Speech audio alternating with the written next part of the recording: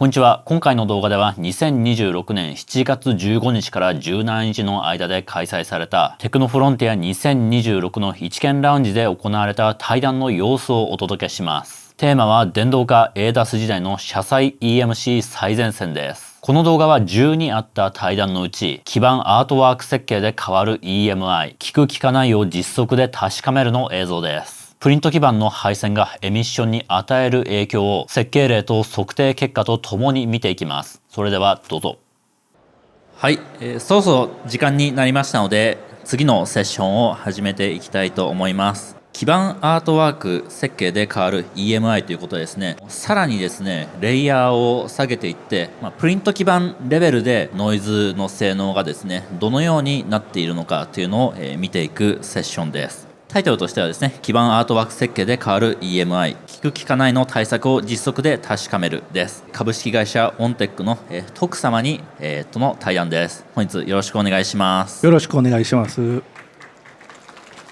では、最初に、弊社の会社案内簡単にさせていただきます。我々株式会社オンテックと申しまして、本社大阪にありますプリント基板の事業ですね。プリント基板の設計製造実装と社内で全部一気通貫でできる体制をとっているのと、あとシステムソリューション事業というところで FA 関係の商品を開発しております。私はですね、今日のトップの講師の方もアマチュア無線をやられてたとおっしゃってたんですが、私もですね、小学校5年の時にですね、アマチュア無線の免許を取って、そこからですね、大阪の日本橋に部品を買ってラジオを組み立てたりとかしてました。平成元年に縁あって、今のオンテク、当時は大江ノ電子株式会社という名前だったんですけど、そこに入社しまして、配属されたのがブラウン管のテレビのアートワーク設計ですね。当時は製図台に向かって紙と鉛筆でタバコを吸いながら設計していた、そんな時代でした。それからですね、20年ぐらい前に、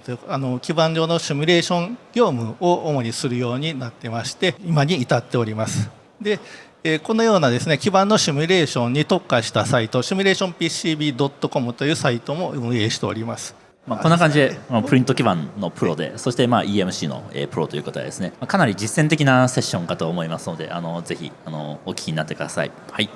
それでは、今日は、このような項目で、進めさせていただきます。なかなかですね、基板アートワーク上で、これがノイズに効く効かないというのは製品レベルでやるのは難しいと思うので、簡単な、実験基板を作って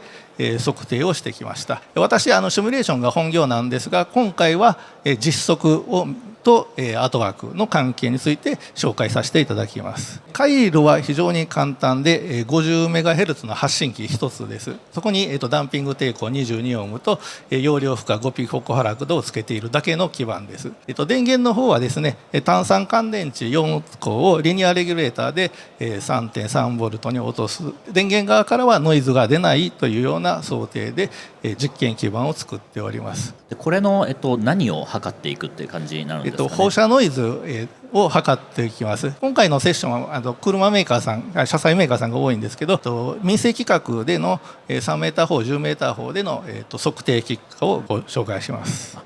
これが実際の回路ですかね。そうですね。ここは電源基板が共通で、この実験基板をいろんなバージョンを作って特化引っかえしてどうなるかというのを見ております。この実験基板に発信回路が載ってて、周波数でいうと 50MHz の、なんか信号がこの上に乗っかってるって感じですね。はい。でこれの放射ノイズを測っていくと。でまず、最初にですね、配線長が短ければノイズは少ないかという問題です。一般的にアートワーク上でのですね、信号線は短ければ短いほどノイズが少ないと思われているように気がします。それを実験してみました。左の基板はですね、だいたい130ミリぐらいのクロック信号 50MHz の発信機のクロックの信号がマイクロストリップラインで配線されております。一方、右側の基板はですね、もう配線長は最小隣接で部品を眺めてごくごく短いような形です。これで電波ノイズですねを測ると、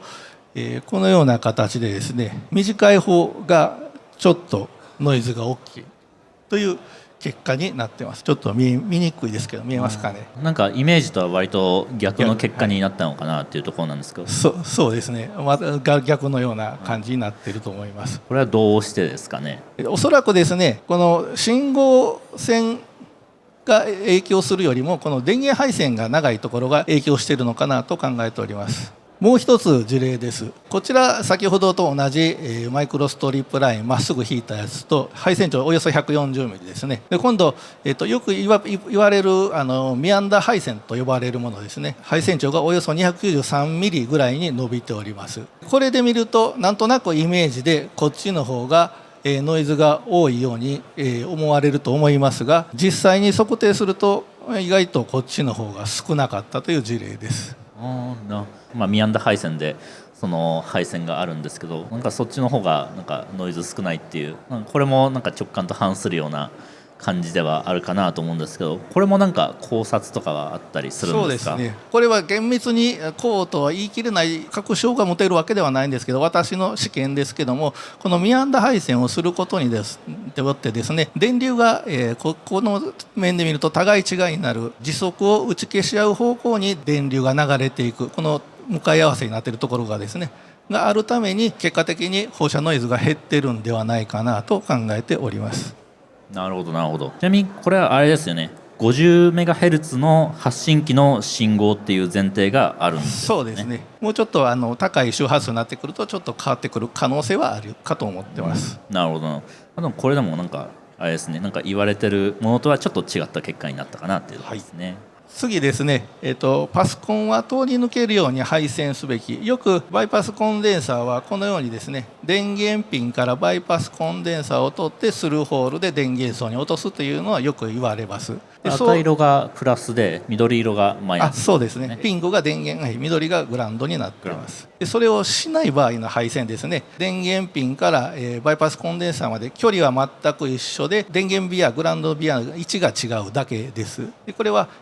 バイパスコンデンサーを通り抜ける構造になっていないという状態です。放射ノイズを測定するとですね、これは予想通り、こちらの方、通り抜けてない方がはるかにノイズが多いという結果になりました。このノイズっていうのはあれですよね、発信回路から電源の方に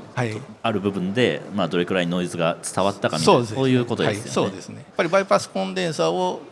手前に置かないと電源経路にノイズが漏れてしまうからこのような結果になったんではないかなと思われます。これは言われてる通りの結果かなというところで、パソコンはなるべく近く最短経路で送るということですよね。次にですね、じゃあ、これ先ほどこれですごくノイズが多かったんでバイパスコンデンサーを通り抜ける構造にしたらよくなるのかどうかっていうのをまた実験で見てみました。するとですね、あまりよくならなかったという結果になっております。もう一回回路の方を見せてもらえますか。こちらですね、ぐるって通り抜ける構造にしているんですが、これとあまり変わらなかったという結果になっております。ちなみにこれはどうしてなんですかね。これはまだちょっと、確認できてないんですが、この電源ピンと、この電源ビアがちょっと近いのでここで、クロストーク現象を起こしてるんではないかなと思ってるんですが、まだ、実験基盤作ってないで、確実に言えないところがあります。今ちょっと怪しいなと思っているのはこのグラウンドの経路がですね、こちらの方は通り抜け経路になってないのでこっちも怪しいんじゃないかなと考えておりまして、今ちょっとこの次の実験基盤は今、設計中でして、また秋ぐらいにまた発表できたらなと思ってます。その配線が長くなったり、あと容量結合するぐらい、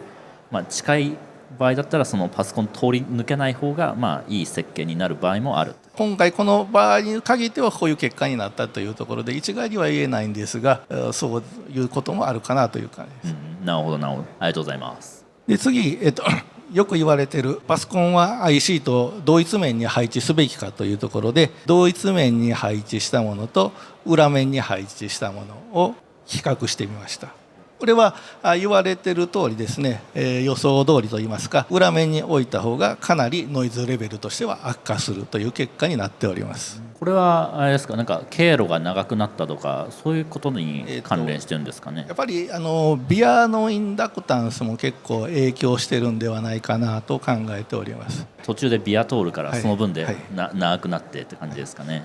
あと、先ほど申しましたね、これ通り抜け構造になっていないというのも一つの原因があるんではないかなと思っています。なるほどなるほど。次じゃあそれを通り抜け構造にしたら改善するかっていうのを見ております。一旦ですねスルーホールを打ってバイパスコンデンサーを通ってから電源配線に元につながるという構造にするとちょっと下がる、やはり通り抜け構造は非常に効果があるかなという結果になっております。なるほど 5dB ぐらいですかね、はい、だからこれから言えることはなんか部品面に置けない場合は裏面になってもそのビアを通してその通り抜け構造にすればいい結果は得られるかもしれない。理論的にはそうなんですけど、現場として例えばBGA パッケージなんかですと電源ビアを余分に打つスペースは全くないと思います。じゃあどうしたらいいかというところで、今度その裏面に置いた時にパイ型のフィルターを入れたらどうなるかというのを試しております。先ほどと同じ B 面に置いたものに対して今度それを B 面なんですけども、その後にパイ型フィルターを通して電源に接続するということを行うとパイ型のフィルターを使うと劇的に良くなります。これはあれですか CLC のタイプですかね。はい、そうですね、はい、CLC のパイ型のフィルターを入れると非常に良くなったという結果になっております。さすがパイ型フィルターって感じですかね、はい、これは。ただ、今回このような配置にしてるんですが、割と場所を食ってしまってですね、我々アートワーク設計はできるだけ面積を小さくするためにこういった配置をしがちです。この配置とこの配置でどれぐらい差が出るのかっていうのを見ております。すると、規制値を超えるほどではなかったんですがちょっと悪くなっているという結果になっております。本当ですね、なんか 4dB、3,4dB ぐらい上がってるって感じなんですかね、はい、これを見るとなんかあんましコンパクトにやりすぎるのもなんかどうなんだろうって思うんですけど。そうですね、場所との取り合いにはなるかと思うんですが余裕があるところに関してはこういったレイアウト理想的なレイアウトをするのがよくて、コンパクトにせざるを得ないといってもバイパスコンデンサーパイ型フィルターなしで置くよりかははるかに良い性能を出せるんではないかなと思っております。ちなみになんでこういうふうにレイアウトしたら数値的には悪くなったとかの考察はどうですか？ここに、ノイズが多い電流が走っててここにフィルターでカットしようとしてるんですが、ノイズの多いところがですねこのフィルターの通る前の綺麗なところにすごく隣接してますので、ここからクロストークノイズが伝わって放射してるんではないかなと考えております。隣のところから伝わってって感じなんですね。はい、で今度コンデンサーを並列にすると良くなるかどうかということでですね、小さい浄数と大きい浄数を並列でつないだりするという場合が多いんですが、今回は同じ浄数ですね 0.1 マイクロを2つ並列につないでおります。するとですね結果としてかなり効果があるではないかなと思っております。これなんかよく言われてる通りですかね。そうですね、並列にして、浄数の違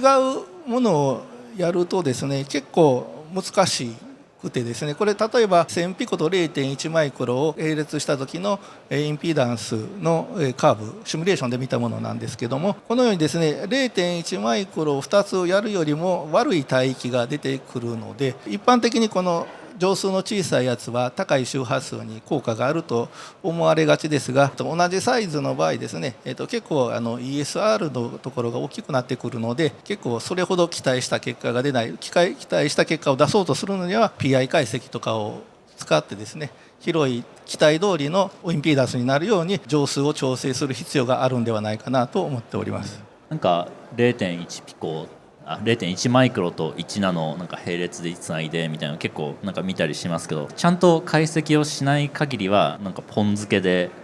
なんでしょうインピーダンス下げるっていうのは難しいんですかね。そうですね、同じ浄数を並列つないだ方が手っ取り早くて確実かなと思って、なるほどなるほど、ありがとうございます。ちなみにこれ今2個なんですけど、例えば3個4個5個6個みたいな感じで増やしていくとそれはどうなんですか？これがですね並列接続なのでここのインダクタンス成分が1つから2つになると半分になります。2つから3つになると3分の1になってだんだん効果が薄くなってくるといいますか、つければつけるほどむちゃくちゃ良くなるかというとそうではなくて、そうではないですね、はい、なるほどなるほど、ありがとうございます。あと次ですね、共振対策用のコンデンサーとしてですね、コンデンサーを4つつけた場合どうなるかっていうところを見てます。同じハンダ面に配置して、ノイズが多かったパターンを比較しております。ちなみにこれは、電池から発信機までの電源の線に入れてる共振対策のコンデンサーですよね。はいはいはい。この長い部分、この部分に並列のコンデンサーを入れるとですね、かなり良くなるという結果がありますので、共振解析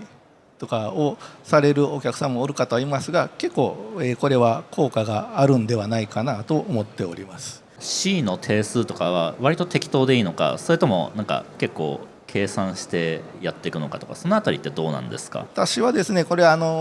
適当でいいかなと思ってます。0.1 マイクロで、十分効果が出るんではないかなと思ってます。シミュレーションで見る限り乗数変えてもそんなに大きな差は出てこないかなと思ってます。ESL とかはやっぱ低い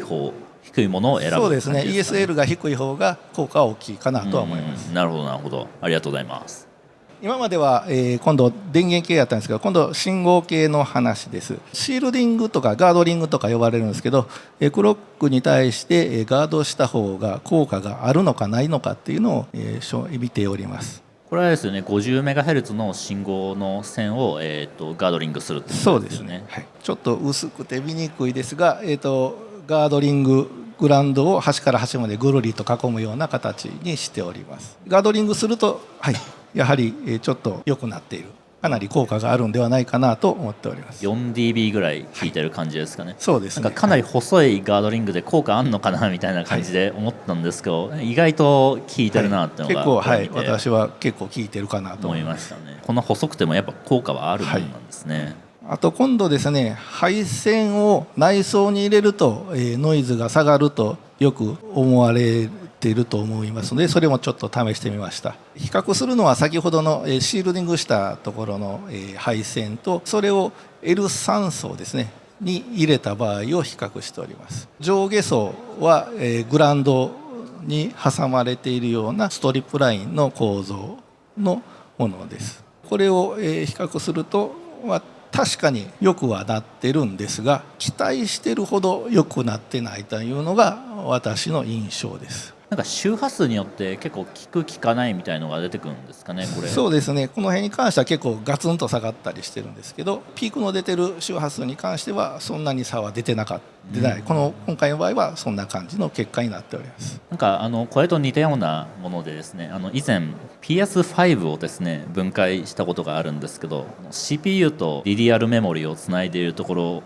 のですね配線が PS5 の世代によってですね、基板の表層に出てるか内装に入ってるかで結構違ってたりするんですよね。なんかそのあたりもやっぱりシミュレーションしていろいろやった結果そうなったのかなとか、ちょっと体験の共有といいますかはい、そうですね。